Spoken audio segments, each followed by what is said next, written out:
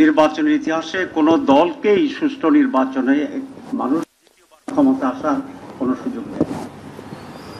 একদল চাকরি করেছে, মানুষ আশা করেছিল ভালো করবে, কিন্তু তারা ব্যর্থ হয়েছিল। অল্টারনেটিভ যেটা সেটার উপরে আবার মানুষ ভোট করেছিল, কিন্তু দেখা যায় তারা তার চেয়ে আরো ব্যর্থ হয়েছে। এরপর আবার মুখ ফিরিয়ে দিয়েছে।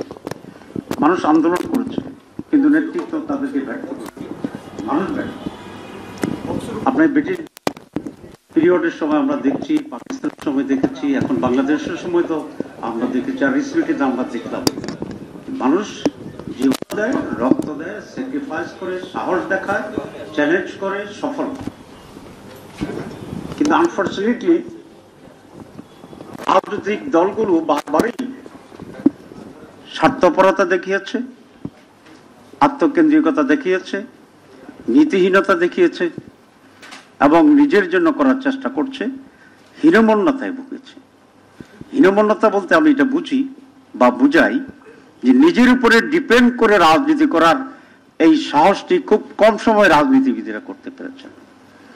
তারা সবসময় মনে করেছেন যে আমাদের জন্য হয় আমেরিকার ব্লেসিং দরকার, না হয় আমাদের জন্য ইন্ডিয়ার ব্লেসিং দরকার, না হয় কোনো একটি বৃহৎ শক্তির ব্লেসিং আমাদের দরকার। এই যে বদ্ধ মানসিকতা, ডিপেন্ডেন্ট প্রিন্সিপাল এবং আত্মকেন্দ্রিকতা এই দেশে একটি সত্যিকার অর্থে প্যাট্রিয়টিক পলিটিক্যাল ডাইমেনশন বা পলিটিক্যাল স্টেক তৈরি করার সেই জায়গাটি আজকে এখনো গড়ে ওঠেনি। এবং সেই কারণেই এত বড় পরিবর্তনের পরে ইতিহাসে বহু বিপ্লব হয়েছে আমরা জানি, আপনার আমার সাথে, কিন্তু 5ই আগস্টের যে পরিবর্তন এটা ছিল ইউনিক। নানা বিপ্লবের সংগঠিত শক্তি একজন জনপ্রিয় নেতৃত্বের অধীনে স্বৈরাচারের পতন ঘটিয়েছে, আন্দোলন করেছে। কিন্তু এইবার আন্দোলনটা ছিল কোন সেন্ট্রাল কোন ফিগার ছিল, জনগণ সেখানে took up the leadership by themselves. Even যতটুকু নেটওয়ার্ক ছিল সেখানেও খুব বেশি যে একটা সেন্ট্রাল কমিউনিকেশন ছিল তাও নয়। মানুষ নিজ উদ্যোগে বেরিয়ে গিয়েছিল, মা তার শিশুকে নিয়ে বেরিয়েছে, ছেলে চলে গেছে, বাসা দেখেছে ছেলের রুম খালি, মা আবার দৌড়ায় রাস্তায় চলে গেছে ছেলের সাথে। এরকমই তো চিত্র ছিল এখানে, এবং সাংঘাতিক ধরনের একটা পার্টিসিপেটরি আন্দোলন বা সংগ্রাম ছিল এইবার। আর আরেকটা পিকুলিয়ার দিক ছিল যেটা ইগনোরড, অনেকটা আমাদের লোকেরা অনেকটা ইগনোর করছে, ইতিহাসও করছে, বুদ্ধিজীবীরা করছে, সাংবাদিকেরাও করছে, যে আমরা এটাকে এলিট শ্রেণী বা ছাত্র জনতার আন্দোলন দেখেছি, কিন্তু নিম্ন শ্রেণীর লোকেরা যে ভূমিকা নিয়েছে সেটা কিন্তু খুব কমে আসতেছে আমাদের এখানে। এটা তো একটা বৈষম্য। আমি এক জায়গায় বলেছিলাম বৈষম্যী আন্দোলনের সবচেয়ে বড় বৈষম্য তৈরি হয়েছে কন্ট্রিবিউশনটাকে আমরা যার যে পরিমাণ প্রপোর্শনেটলি আমরা দেখিনি। এই যে প্রপোর্শনেট কন্ট্রিবিউশন কনসিডার করে প্রপোর্শনেট রিটার্ন দেওয়ার যে বিষয়টা থাকে, রিকগনিশনের প্রপোর্শনেট রিকগনিশন আমি বলছি, সে কাজটি হচ্ছে না। কিন্তু আমি 6 তারিখ পর্যন্ত জেলে ছিলাম, 6 তারিখে বেরিয়েছিলাম, আমাকে 22 তারিখে অ্যারেস্ট করছিল জুলাই, তো 5 আগস্টের পরে 6 তারিখ বেরিয়ে আসলাম। 7 তারিখে ঢাকা মেডিকেল কলেজে গিয়েছিলাম, গিয়ে দেখি মানে কয়েকটা ওয়ার্ডেই পঙ্গু লোকরা, সাংঘাতিক ভাবে আহত লোকরা আছে। I was utterly amazed and surprised to see যে সেখানে 80% ছিল রিক্সাওয়ালা, ঠেলা গাড়িওয়ালা, বাদাম বিক্রেতা, আর 20% ছিল স্টুডেন্টস এন্ড আদার্স। এই যে একটা ভিন্ন ধর্মী পরিবর্তন এবার হয়েছে, সেই পরিবর্তনের আকাঙ্ক্ষা ছিল আমাদের। কয়েকটা জিনিস তাৎক্ষণিক মানুষ ভেবেছিল যে স্বৈরাচার আর 100 বছরে বাংলাদেশে ফিরে আসতে পারবে না, কারণ আওয়ামী লীগের যে পতন হয়েছে এটা তো শুধু রাজনৈতিক পতন নয়, এটা শুধু ক্ষমতার পতন নয়, এটা বলা যায় একটা অল আউট তাদের ডিসঅ্যাপিয়ারেন্সের মতো একটি জায়গা। এমন কোন সময় আর তৈরি হয়নি দেশ, তাদের প্রধান দেশ থেকে পালিয়েছে, সকল এমপিরা পালিয়েছে, সকল মন্ত্রীরা পালিয়েছে, সকল ডিস্ট্রিক্ট সভাপতিরা পালিয়েছে, সকল উপজেলা সভাপতিরা পালাইছে, বলা যায় সকল ইউনিয়ন সভাপতিরা পালাইছে।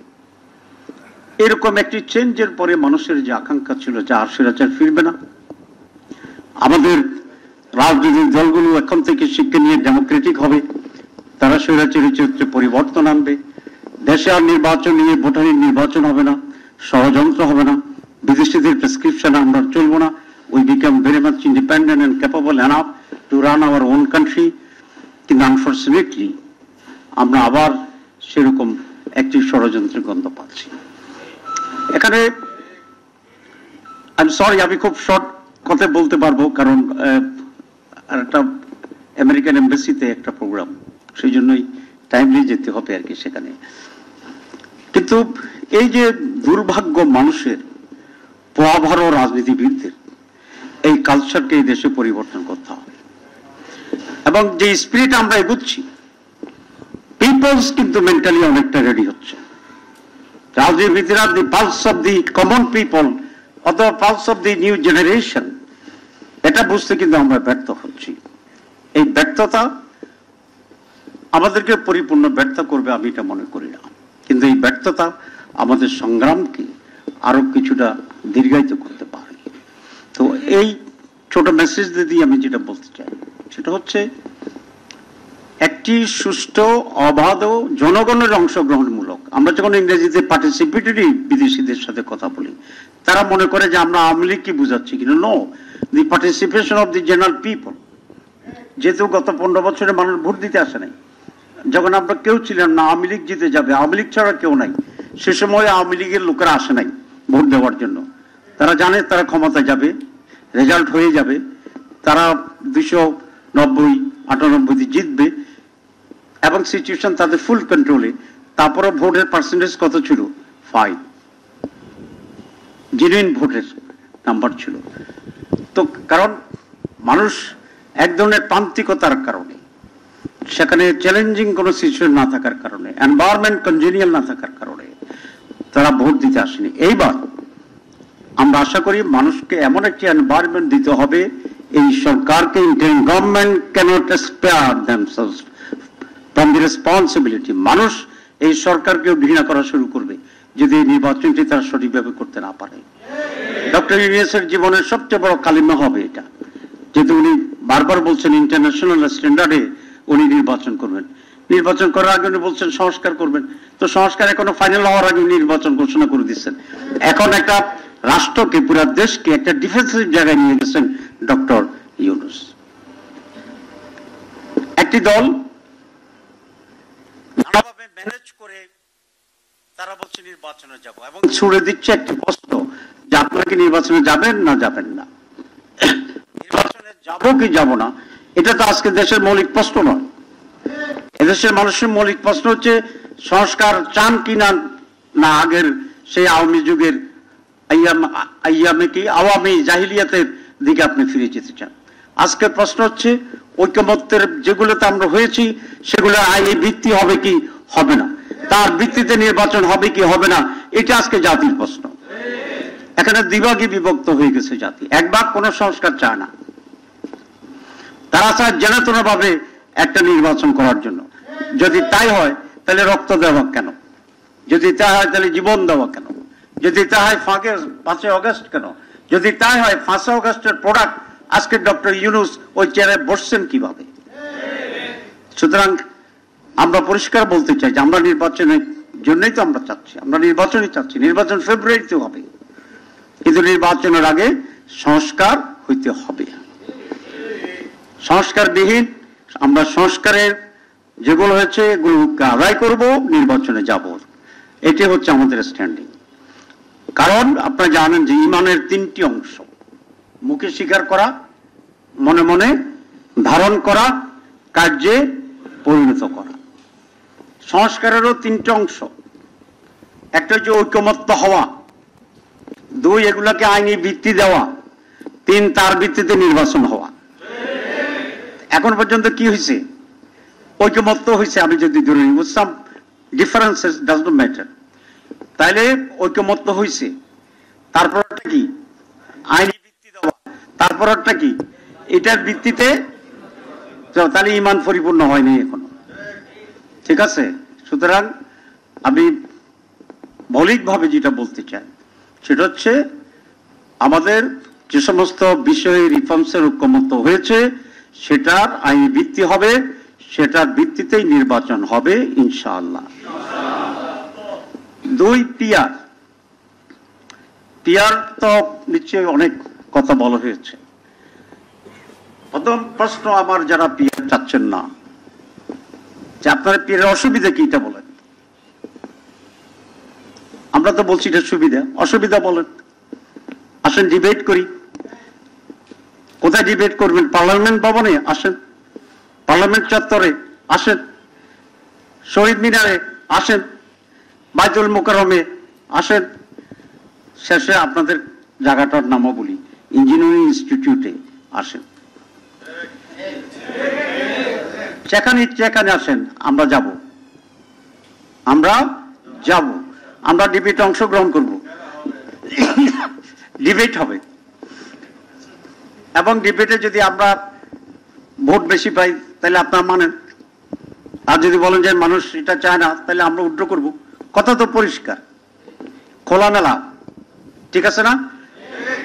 এটাতে আসেন। পিয়ারের প্রথম যুক্তি যে গত 54 বছরের ট্রেডিশনাল পদ্ধতিতে নির্বাচনে রাজনৈতিক দলগুলো সঠিক, সুষ্ঠু, অবাধ ও নিরপেক্ষ নির্বাচন করতে সরকার, ইলেকশন কমিশন, রাজনৈতিক দলগুলো ব্যর্থ হয়েছে। সেই ব্যর্থতার প্রেক্ষাপটে এটা একটা নিউ এক্সপেরিমেন্ট। আমরা তো পুরানকে ছেড়ে দিয়েছি, আমরা সামনে চাই, নতুনত্ব চাই। It's a new experiment. This is my one logic. Second logic, সেটা হচ্ছে পিয়ার হচ্ছে অয়েল রিপ্রেজেন্টেশন, প্রত্যেকের এখানে রিপ্রেজেন্টেশন হয়। আপনারা স্লোগান দিয়েছেন, আমি ব্যাখ্যা আপনাদের সামনে দেওয়ার দুঃসাহস দেখাবো না, you know better than that. কিন্তু একটা কথা তারা বলে যে হ্যাং পার্লামেন্ট হবে। কেন হ্যাং পার্লামেন্ট হবে?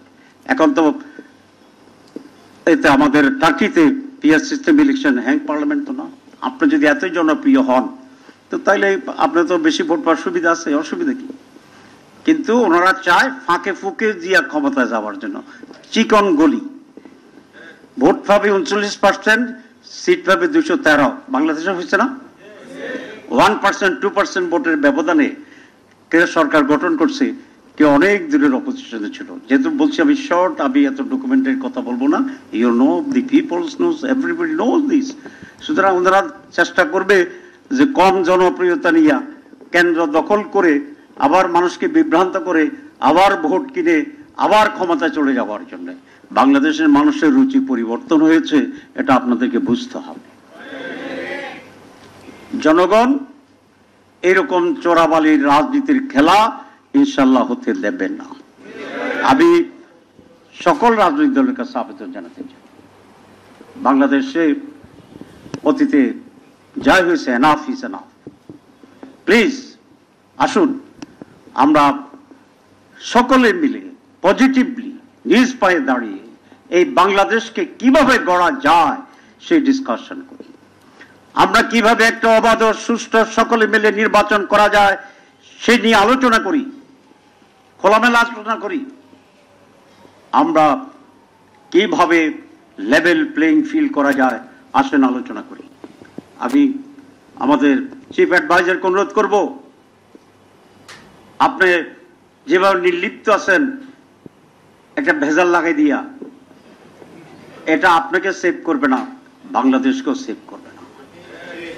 He should take up the initiation to discuss with the stakeholders, try to have a solution, push the country to a normalcy and achieve the unity among the political parties and the people. তাহলে জনগণের যে sacrifice সেটি সত্যিকার অর্থেই আমাদের অধিকার প্রতিষ্ঠায় রূপান্তরিত করার উপাদান হতে পারবে। মানুষ এখন অনেক সচেতন, আপনি যেটাই বলবেন মানুষ সেটাই মেনে নেবে, এটা না হতে পারে। সুতরাং বাংলাদেশ জামাত ইসলামের স্ট্যান্ড ইজ ভেরি ক্লিয়ার। আমরা দুর্নীতিমুক্ত বাংলাদেশ চাই। আসুন একই সবাই মিলে হাতে হাত ধরে মানুষকে বলি, সব দল, যে আমরা দুর্নীতিমুক্ত বাংলাদেশ চাই। তো যারা এটা বলবে না তাহলে তারা দুর্নীতিযুক্ত বাংলাদেশ কন্টিনিউ করতে চায়। দুর্নীতিযুক্ত বাংলাদেশ বলতে মানুষকে অঙ্গীকার করতে অসুবিধা কোথায়? ব্যাখ্যা করুন। আসুন সকলে মিলে আমাদের জন্য অধিকতর অ্যাকসেপ্টেবল কোনটি সেটাও আমরা গ্রহণ করি, এর বিকল্প নেই। কেউ যদি মনে করেন ক্ষমতায় চলে গেছেন, তাহলে কিন্তু ক্ষমতার রাজনীতি আপনাদের জন্য ডিফিকাল্ট হবে।